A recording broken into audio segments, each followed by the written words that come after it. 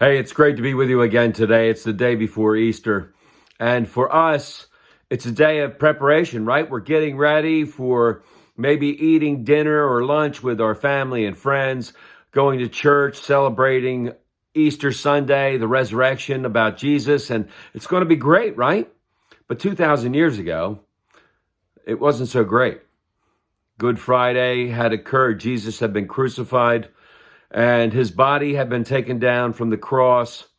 His side had been pierced with a spear, and blood and water had poured out, and that was a sure sign of death. Joseph of Arimathea, a religious man, a godly man who had been seeking the coming of the Messiah, went to Pontius Pilate and said, "Hey, can I have the body?"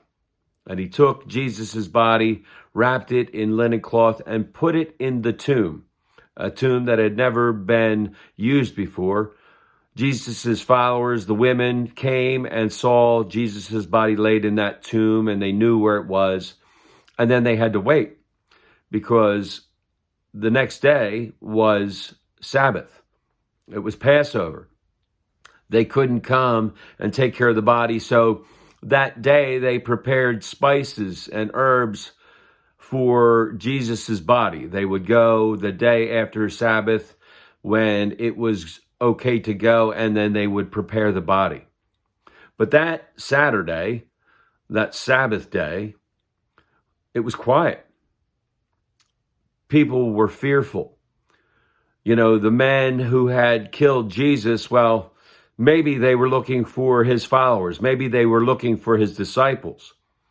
And there was this time when it was dark. They were set aside. They were hiding. They didn't want to go out because they didn't know what awaited them out there. They were fearful.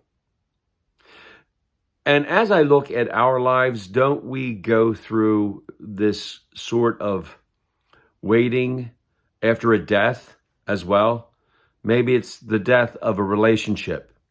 Maybe it's the death of someone that we love. Maybe it's the death of a job or an opportunity or something in our community, something that we had worked so hard for that now, well, it was gone.